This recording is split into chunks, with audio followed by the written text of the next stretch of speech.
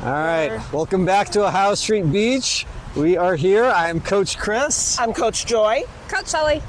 And Fred, your water support guy.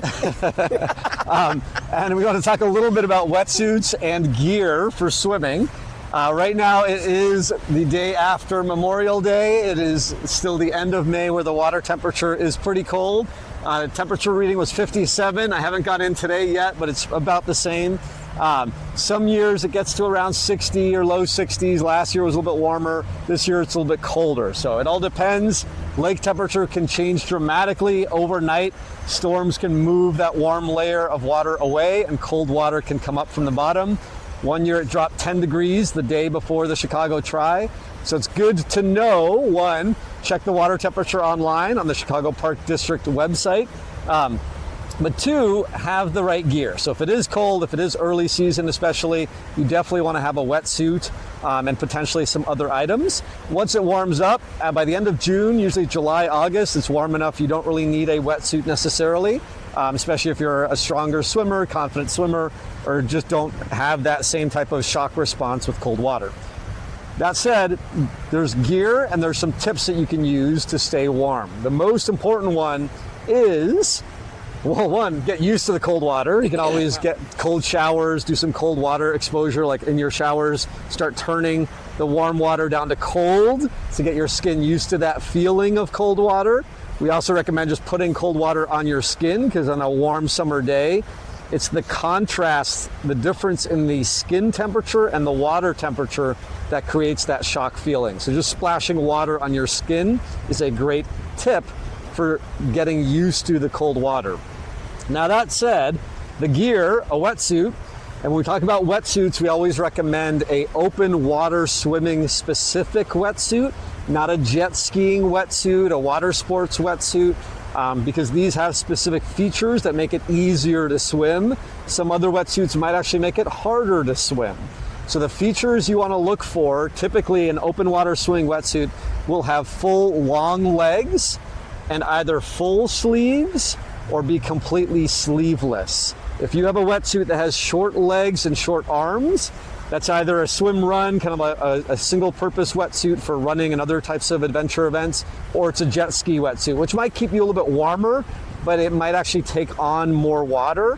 It might not function. The material might fight you a little bit as you're trying to take arm strokes.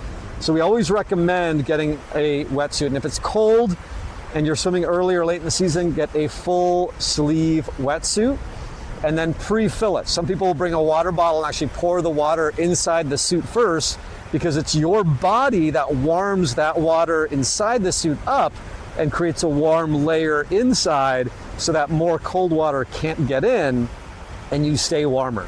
So on a really cold day, what I actually recommend sometimes is actually going in, filling up the wetsuit with water, and then coming back out and letting your body warm that up, and then go in the second time. That's a great way to deal with it. But there's also items that you might want to have. Joy, I think you've got one item as well that can help. The neoprene swim cap, and this one is actually fleece lined to help keep your head warm. Now, this does not have an adjustable strap. There are some that actually have adjustable straps that you can adjust it.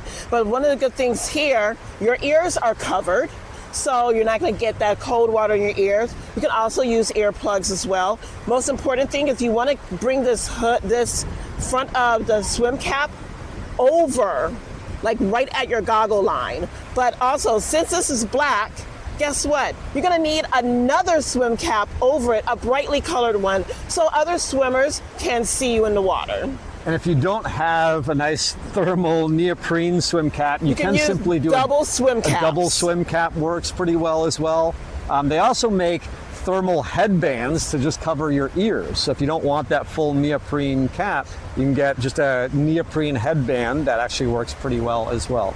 Also, when you're swimming, besides being comfortable in the cold, you also want to make yourself visible, like Joy mentioned. There's another item that can help with making yourself visible. Shelly, what do you have over there? So I have this cute little ladybug swim buoy. So this is more for visibility for other swimmers, jet skis, boats. Hopefully you never come face to face with those, but it is not a water life-saving device. So don't think that, it's going to be there to help you from drowning. hopefully that never ever happens. But in addition to visual and just ladybug buoy, I also have neoprene gloves. If you are like me and Joy and a couple other people, athletes that we know that have a little bit of Raynaud's, this can kind of help save your swim a bit. They come in different styles. This one is the open finger. They have webbed finger. They're not race legal, unless it depends on the race, probably. Yeah, so a webbed glove is not legal under any conditions, No. but regular gloves are legal below certain water temperatures. No. So always check the race information Yep. for that. Cool.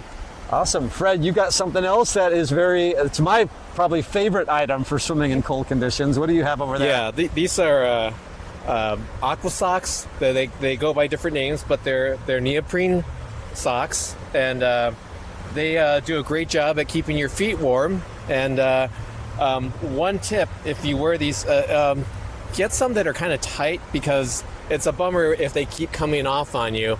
But when you put them on, you should put them on under the legs of your wetsuit, not on top of your wetsuit legs, because it's no matter how tight your wetsuit is, water's going to go into your wetsuit. It's going to run through your body, and it's going to want to come out at the legs. If you put these socks on over your legs, they're going to fill up like water balloons, and about 100 yards into your swim, they're going to pop off. So make sure you put them on under your wetsuit, under the wetsuit legs, and they do a wonderful job at keeping your feet warm.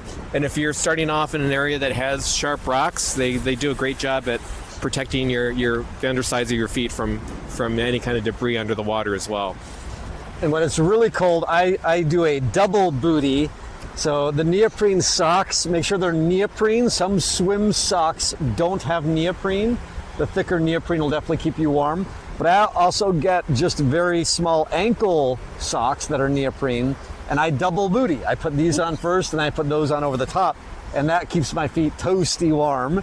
But you do want to make sure they are tight fitting so they don't fill up with too much extra water. And also a good tip, if you have trouble getting a lot of wetsuits on, some of the really thick wetsuits, the thermal wetsuits, are designed for colder water temperatures.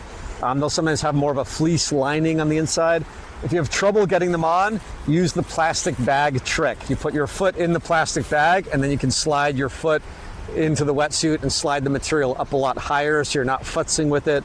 Same thing with your arms. You can put your arm in and slide that in very easily as well. So if you're using a wetsuit for the first time, or getting one that has more neoprene, more thermal properties, consider the plastic bag trick to help you get that gear on. But give those tips a shot.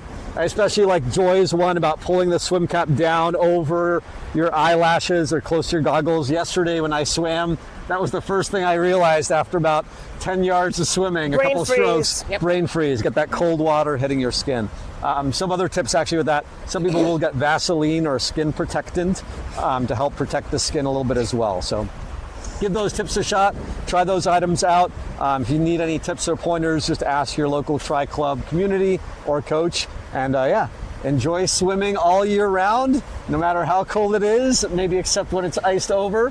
But you should be able to deal with the cold better if you've got the right gear and the right tips. So good luck, gang, and enjoy those cold swims.